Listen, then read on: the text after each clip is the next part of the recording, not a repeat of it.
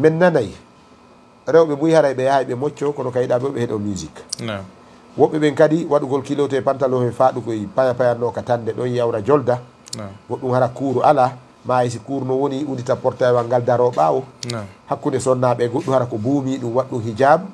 kono no waɗi jilbabuji sexy ji no daro ka tiktok e ka facebook mi mana waɗa ko ɓeya ɓe aybinten ɓen woni e wadde kon joni jiwoy e jiwɓe wonɓe ɓen ka tiktok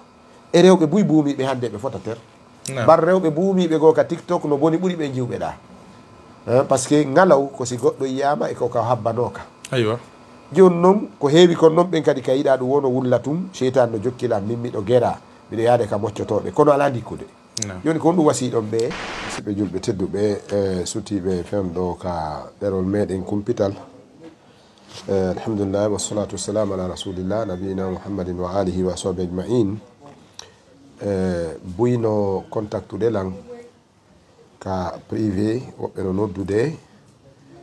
landolan fi o arruqiyatu shar'iyya ɗum woni o moccugol jinna e gere e dabareji ko nangata yimɓe hiɓe landolan fi muɗum miɗo holla ɓe wonde wona mi ñawdowo ɗum mi anda kadi fi muɗum mi ala halfiya muɗum ɓe tamƴini noon haray ko yiidu gollal ngol e yoga e ɓe moccoɓe miɗo yewtida e maɓɓe miɗo landoɓe fi heɓalngol julɓe ɓen ko laaɓi e muɗum wano cheikh Munir ɗo mi woodi lande ko mi landiɓe e bange fi o moccugol sabu ɗon geli alkalamu fihi kathir haala kan no ɗuuɗi e muɗum ha feƴƴiti kerol hakkude ɗuɗuɓe wullitagol e aybinoɓe e sabotoɓe kadi e gonginoɓe kadi ko nder ton kon joni noon pullo Fuuta wi'i ala ko nula e kam ha hewti curki mana hoɗɗo ka binde cagol andi lumbirde nden minen komin wawi si tawi min andi goɗɗo no gollude gollal komin jannoɓe diina komin jangoɓe janna komin wajeteɓe waajo haray koyo min ɗaɓɓitu ko laaɓi e muɗum min heɓa komin yewta jama on fi hen ɗum hara min fefidaki min to ñaari ko ɗum waɗi haray buy landotoɓe lamɓe mi referayɓe eɓe mi andi ɓe moccoɓe ɓen woɓɓe kadi aray kadi hara no jiiɓi fi muɗum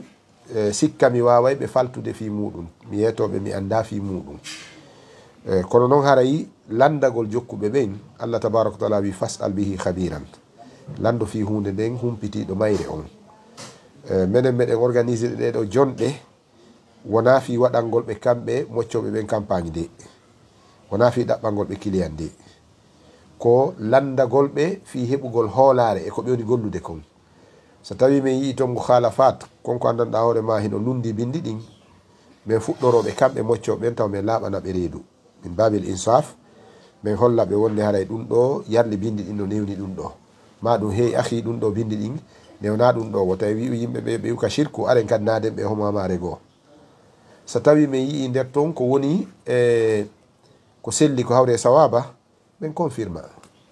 ko ɗum waɗi haray ko heewi ko min information ji komi heɓota e mum kon mi feƴƴinanay karamokoɓe towɓe ɓen karamokoɓe mawɓe ɓen ka alluje si ɓe confirmi haray min confirma joni noon moccoɓe no ɗuuɗi kono komo jungo ma wawi hewtude wo ɓe wi ko on fawata tiggare mana ko hombo landotoɗa juri mum ko jelu ka hoore ko on mo yiwɗa ko moori komo andidirɗa wo emo yidata wo ko on landotoɗa joni noon ɓeɗo en posanayɓe question ji seeɗaji landalarnal ngal cheikh Munir woɓɓe wi'i woy ɓe yiya moccoɓe goo hino piya mocceteɓe ɓen woɓɓe ko paɗe pirta woɓɓe ko cabbi woɓɓe ko leɗɗe yarli onon e nder ko janna ɗon kon fi moccugol ngol ɗum ɗon hino nder ton ka bange sunna nam alhamdulillah yeti Allah subhanahu wa ta'ala on en jarnimo ko subhanahu wa ta'ala hon yo moƴƴe dow meɗen ara e ɓawa nanugol e karma ko meɗen ko ɓel yewti kon ɗo hamɓe addi ngal ɗo landal aranal fewtini e meɗen aray ko raɓɓinigol e jaabogol ngal ɗo landal maɓɓe yallino sella a wonɗo ñawdude e wonɗo moccude ya piwu wona ɗo ñawdede on imma leggal imma sawru imma ko woni yo yani tawdema noon no waɗede ko no woniri haray amma wonti ko janna kon e ko yurni kon haray tigi tigi karmo koɓe ɓe rentine moƴƴa e piigol ngol ɓe rentine moƴƴa tawana seeɗa e tawdema noon piigol son tigi hakkilani hoɓe ko wiyete kon tana e muɗum wallahi mi yon ɗo min karmo ko an wonɓe Qatar on andirɗon noon ñande go ɓe moccude sonnajo ɓe piimo jungo makko ngon heeli o yiddiyani ko moƴƴeron ko fanda kono yitana yalti e nder muɗum haray ko ɓuri kon ko hani kon e ko ɓuri kon moƴƴude ko ɓuri kon fewde haray ko angal piigol ngol o ɗo wona ɗo moccede tawdema noon ɗuɗo cheytanuɗo sono naati ko ɓandu makko siɗa hatongini e lettugol ndu mayɗa hatongini e piigol ndu haray no woodi ayeje yani ko jangata fi kayru cheytanuɗu ndun yani wondu ɗum ko nder ɓandu makko yondu soñjo yondu letto tawata hatongina e piggal tigi tigi haray ko raɓɓiningol ko ɗum noon cheikhana tayiba ɓeydon ɗon kadi goɗɗum ngoo ko tata yimɓe buyno yiwde ko ella min tigi kam jooɗi ɗo miɗo yi ɗum ko ella ha mi ƴellito e si tawi nafano toon e si tawi no selli haɗa mi cippito sina ɗum miɗo yi ɗum ko ella miɗo ñaawi ɗum ko ella simi landama kadi ha kam mi jooɗi ɗo miɗo ellinde joni noon wata mi luttu ellinde tawa wona ko ellini honɗum woni ɗum moccoɓe buyi ɓe joɗɗinayi mocceteɗon ɗo hara ɓe filmorde mum ma ɓe enregistra ɓe moccimo kamɓe e cheytanuru ndun ko ɓe woni yewde kon ɗum ɗon ɓe mara ɗum eɗe yiide buye moccoɓe no waɗira ɗum campagne ka réseau sociaux ji fi ɗaɓɓirgol client wiya seede min si mi mocci Marseille awa seede menen komin jokki kon haray ɗum ɗo hino battinde heɗeɗo oɗo bandirawo on noon wowla e nder konko wolta ɗon e wonde inde yaaye makko ma inde esiraɓe makko ha en yii ka dewgal boniri ɗo saabu honɗum sonnajo mocceteɗo on ɓay mocco won enregistré cheytanuru ndo wi ɗum o yewtidi ko honɗum ndu wi ndu wi min ko nene moodi makko imminilan e makko subhanallah joni noon ɗum ɗon filma hino ka téléphone ji jiwoɓe yummiraɓe ɗon mi mana yaaye fayɓe on jiwo nawnuɗo ɗon noon yiyoyi ɗum ka téléphone e koto mum o wi e koto nene jaa ko ñande nene jaa ko daboɓe ko gueroɓe yimɓe an hiɗa andi ɗum hiɗa fanki min mi accanta ɗum nene o ƴetti on vidéo ɗon o tawa yummiraɓen ka fulawa ɓay o fijinani yummiraɓen ɓe faɗɗa ɗon e ɗon ɓawo wonoyi ha ɓe ɗiwti ɓe inni si tawi ko min heeɓi kaari si tawi ko min heeɓi kaari mi heeɓi ɗe toño ɗo e banggue makko haray mi harminimo ha ñande o acciti o debbo allahu akbar e joni noon si karmo ko ɓe landama ngal landal ko ɗum ɓe wiyata ko yo accitu debbo on o gueli si a jombi fi ka jombugol alanamaoɓe ma ɓen dowlugol makko kaari jombata kono sa jombi a addi no wodani ɓe wigol ɓen falaka debbo ma o accita wono ardir noon e mako Abdoulaye ibn Oumar wonde o jombi sonnajo o addi sonnajo on ka makko ben makko wi o natta ka makko o landoyne laaɗo ɓe wino yo tawtu ben makko o moƴƴini jooɓa molanaɗo fanda o fandi jiwon o nattimo ka ɗoftagol ben makko sabu no jeeya e haqqe maɓɓe jaɓangol ɓe kala ko ɓe ɗaɓɓirma si tawina yeddugol Allah joni noon suka on ala fen o acciti debbo on ko mboni oɗo saabu e wiya meɗen ɗo ko oɗo moccuɗo on ko kanko woni saboɗo ella si tawino ɗum o wawi moccude o heeɗike o andi wona hakkude makko e Allah ma wona hakkude makko e mocceteɗo on o yeetomo wonde awa ko ɗum ɗo yalti e nder moccugol ngol kono noon woni hakkude meɗen kono si ɗum yalti ha jindi e téléphone ji ha joni ɗen nana ɗum ka WhatsApp hiɗen nana ɗum ka Facebook no addude fitnaji e lancuruji ka galleji joni est ce que ono moccoɓe karama koɓe jannuɓe on ɓen yarli hiɓe newnani on walla ɓe rerɗini on ma ko on ɗum woni fayida e nder filmugol ngol ma enregistrugol ngol enam ko raɓɓiningol jaabol ngal ɗo landal siɓɓe tedduɓe amma ko filmugol oɗo nawnuɗo wona ɗo moccede haray min on yani mi jannaka ɗum ɗon mi andinaka ɗum ɗon tawdema noon ko saabu ɗum min ko an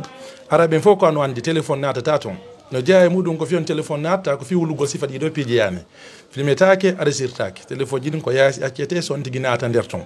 tawdema noon no ɓe wiri ni e ɗiɗo cheytanuji ko ɓuuri kon hewde majji ɗi fenay woni ɗi fenay ɗi waddidiri hakkude welduɓe ɗi waddidiri hakkude musidal ɗi waddidiri hakkude nene e ɓiɗɗo ɗi waddidiri tigui tigui dal idan haray ko on tigui nayi ettu ko ɗi haalta kon à 100% ko saabu ɗum a wonɗo ñawdude on dayiman seɗa moccude on tigui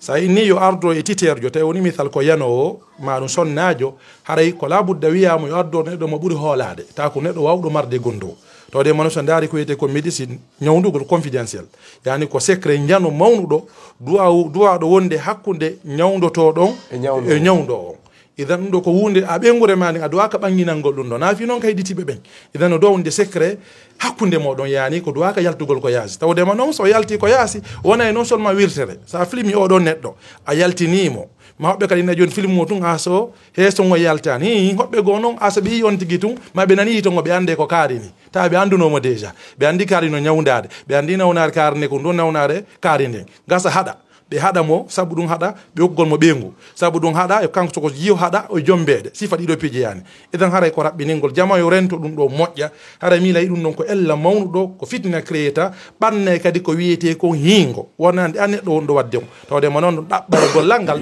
kala ko waɗata tawata ihlas ne e gollal ngal ko ɓuuri kon ko noon ɓuuri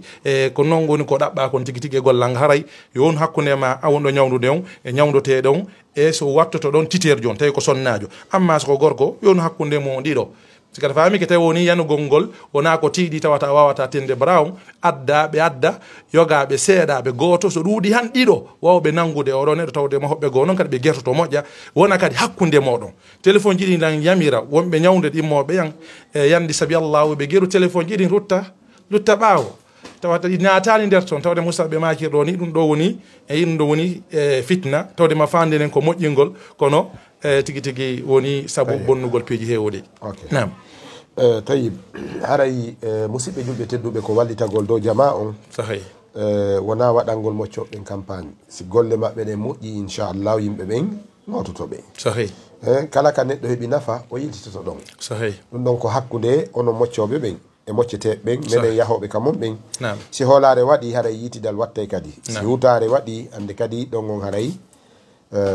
intaha sahay donc en ala dowle ɗum kono o jama tampuɗo o jama ɓittuɗo ono duwa wallitede wallitore hon ɗum e hollugol wonde mocco won ɗo mo faljude ɗo yo wattan haqqil nam donc haray no mi hollirini nanen joɗagol filma ma enregistra ko woni waddude e goɗɗo ko e gunɗo ko an e cheytani woni yewtude nenaɗo sallah sallam ɓe maki tigui akzabul kalami ko kalamul jinni sahay ko ɓuuri wonde fenade e haala fo ko ɓuuri wonde fenade ko haala jinna nam hano ɓe wirno noon Abu Hurayra sadaqaka wa huwa kadub sahay ani andi ndu gongini ndu gonganima hande kono ko ɗi fenoji sahay ko ɗum waɗi ara ƴettugol konguɗi majje on à 100% sakita ko ndu wi kon ɗon ɗum ɗon won tigui yayore paljon ɗon lande ko honɗum wi ɗon fi o captage nam o captage ko honno ɗum wona warrede yarde ɗum ko hunde sellude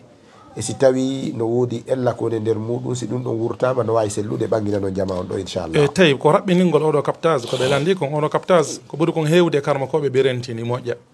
tawdema noon ko ɓuuri kon hewde haray ko fenade won nder ɗon haqiqatan wallah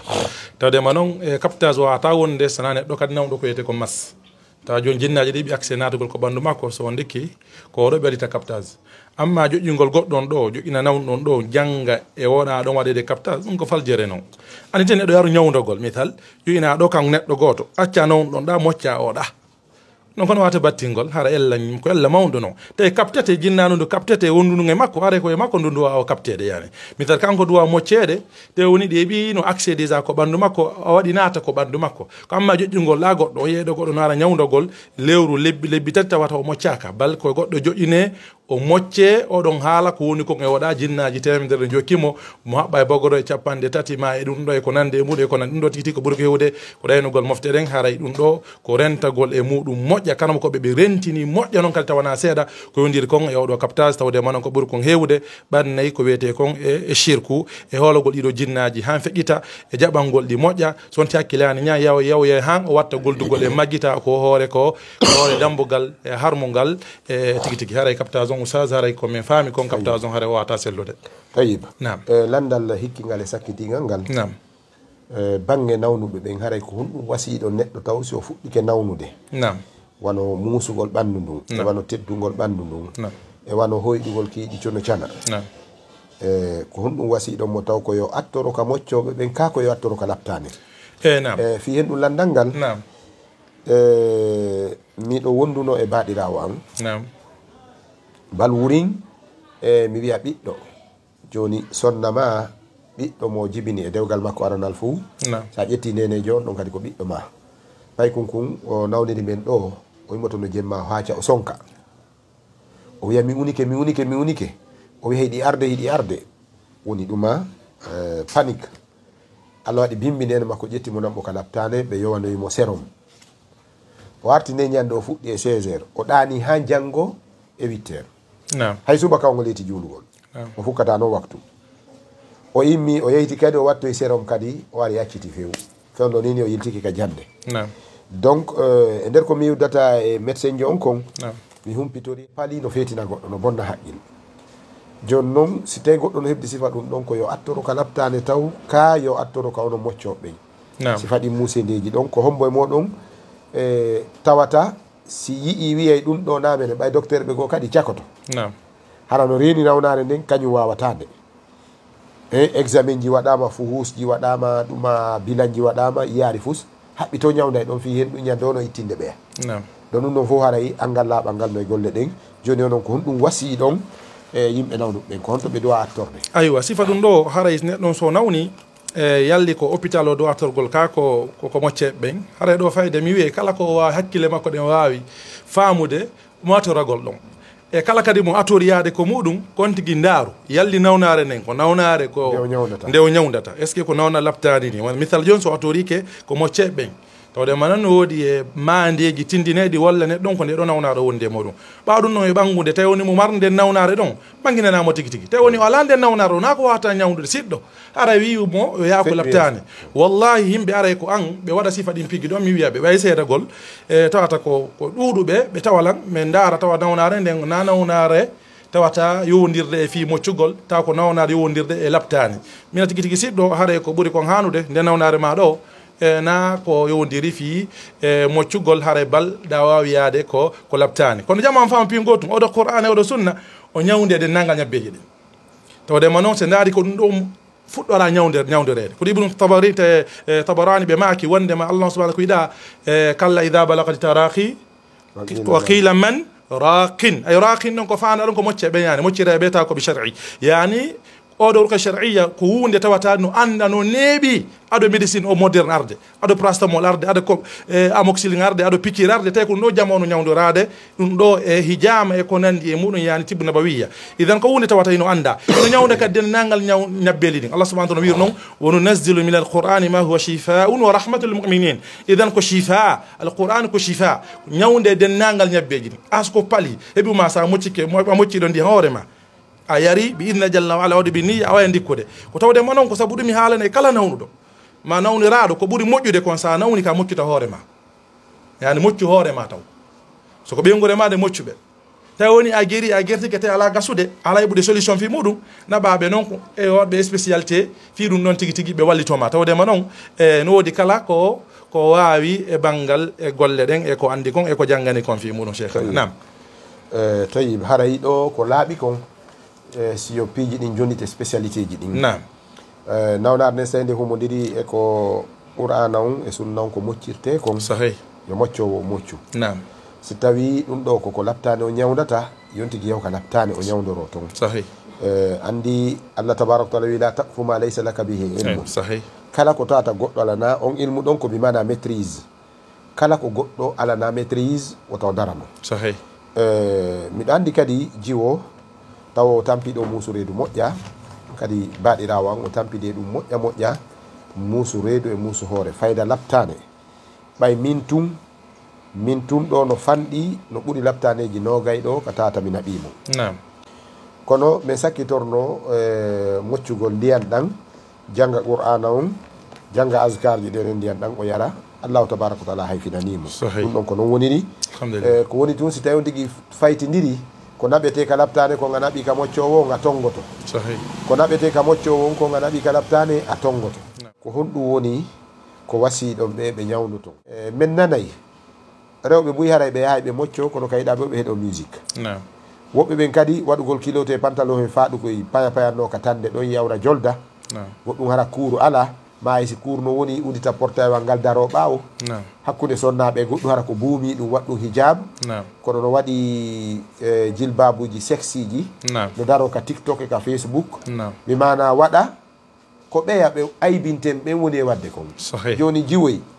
e jiwɓe wonɓe ɓen ka tiktok e rewɓe buy buumiɓe hande ɓe fotater bar rewɓe buumiɓe goo ka tiktok no boni ɓuuri ɓe jiwɓe ɗa par ce que ngalaw ko si goɗɗo yiyama e ko ka habbanoka aywa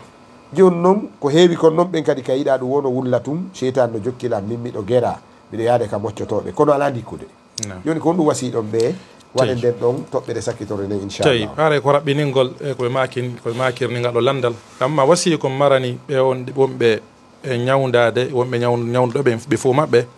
ko ati kon kulgo Allah subhanahu wa ta'ala on ko suuɗi e ko feeñi bali ɓe wuuro Allah tawdema no a wonɗo ñawdade on haray arnu ɗum taw ko yandu e kiiɗo lekki haray ko ñawdo on foti ko labtani ma ɗum ko mocco bal kanko ko wayi ko sababu fakat amma shafihu Allah ndikki noon ko Allah holoɗa ɗum fiɓa ɗum taw ko atti kon anda wonde yaade ɗaɓɓogol lekki sa nawni ko yandu wondema wonɗo ñawduɗen ɗon kala ko o ñawdirta immare ko hôpital moderne o ma ko mocco on yo andu wondema pellet wona kanko ndikkintama bal kanko ala ko wawi sona ñawdugol ma bal ko wawi kulugo Allah subhanahu wa ta'ala e dow maɗa e jonnugol ma lekki ko handuɗa ko e muɗum fi yandikko amma ko heddi kon holoɗa wonde ɗum ɗon ko Allah honi ko mari ɗum tawdema buyna toon kadi ɓe wela faminde wono mbithal mi lanniɓe ɓuyare tawalan ko an so min niɓe wonde mare mettantaɓe garanti wonde somi ñawniɓe ɓe ndin kay koɓe wolo wonde min ko ñawdugol fakkatuni komi wawi ndikki noon ko Allah ta ko yanguinoɓe ɗo yehi han ende ko nandi e muɗum ɓe inne tigi tigi haray ɓe mettanani ɓe garanti haray ɓe wakkilaki tawdema ko welataɓe sa ari tun haray wiya e haray dow somi ñawdima inchallah haray andekki tawdema no ɗum ɗo ko gollal Allah an gollal ma bal ko ñawdugol ko alpha konde wino wo guine jon kono fenade janɗiri wo holori sahi yimɓe ko fenanede yi tawi idan haray an holoɗa ɗum ɗimmu ɗum kadi koye wuul Allah no jeeya ɓe buyi ɓe ñawdoto sa naɓamoɗa ko hakkude suudu kaaba sa moccama andikke embere ko mocceɗa ko ndo misal sa yalti ari a yeddi Allah subhanahu wa ta'ala on a duumike e yeddugol jalla wa ala non ande gartay kadi taw ɗiɗo cheytanuji kono wolirɗa Allah subhanahu wa ta'ala ko noon ɗi wolirtama no susirɗa Allah o ko noon kadi ɗi susirtama idan haara jama e wul Allah wonɓe ñawdaɗe ɓen wonɓe ñawduɗe ɓen fof maɓe ɓe wul Allah subhanahu wa ta'ala on ɓe anda konko jokkuɗen ɗo ene wonɓe ñawduɓe ɓen e wonɓe nawnuɗe ɓen tawa en ñawduɓe idan koyen andu jalla wa ala himo suti en bal wa kadhalik o lantuten kadi dennangal gollal ngal golluɗen e muɗum torike jalla wa ala on arsiken ko ikhlas e gollal men ngal tawata kala ko waɗirta en waɗira e sabi Allah asin heɓe goɗɗum nderto meta sababu on yani ko fi Allah hun ko wonti waɗirta gollal ngal o janga kadi o ɗaɓɓa kadi gandal surtout on ɗo ñawdude o yani o ɓatto juuɗe ɓeɗo karmo koɓe dayiman so ndo o ɓeydoto gandal kala ko anda o tefa o anda so hunde so anda wiya kadi o anda a wawata andude fof ceerno mi wawata andude fof nawnare kadi ala kadi awon ɗo ñawdade on ñawnuɗon ka fiɓa holoɗa wonde wallahi nawnare heɓota ko hoore ndiɗo leydi nawnare nde ala lekki foti millan andi ma mi anda no wodi anduɗo kono nde ala lekki ma anda honno nde ñawdorte ɗum ɗon heɓota ko nden nawnar noon ko nelaɗo meɗe mouhammadin sallallah alayhi w sallam ɓe andini hen ɗum yani Allah jippinani hede wotere nawnare so na o jippinayi e lekki ken idan jama hoolo ɗum fiɓa ɗum joguito ɗum heɓa kadi ihlas oɓa yaqin wonde bi idnillah jalla wa ala o dikkay e ko nawni kon e muɗum taw o hawaki nawnare makko nden bal o waɗa sababuji ɗin lawdagi gongol o muñño kadi o waɗa duwa taw o hawjani idan ayede goɗɗo ɗo nawno ɗo duuɓi sappo bal o wara ɗo fi ñawdogol ɗo o nder kanko ko faala ko moccagol nder balle joyi ma yontere hen mo haare mo hawji gonno wata gasirgol kala wiɗoma ɗum ɗo haare tawata o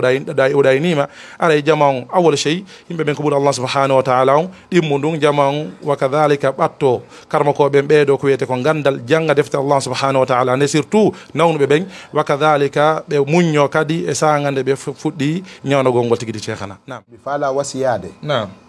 jama on kulol Allah sahih ndu adunaru ɗo ñande goo hara e ngala ɗo sahih si goɗɗo arnaki yimɓe ɓen o hippike yimɓe ɓen o ñaami jawle yimɓe ɓen e hoore ɗayni wallahi yawmal qiyama o wirtoy to wirtere molanade molantede subhanallah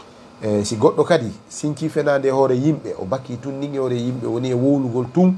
e hoore yimɓe ɗum ɗon wonanoyamo ni se molanaɗe yawmal qiyama sahih sengo wonɓe nawnude ɓen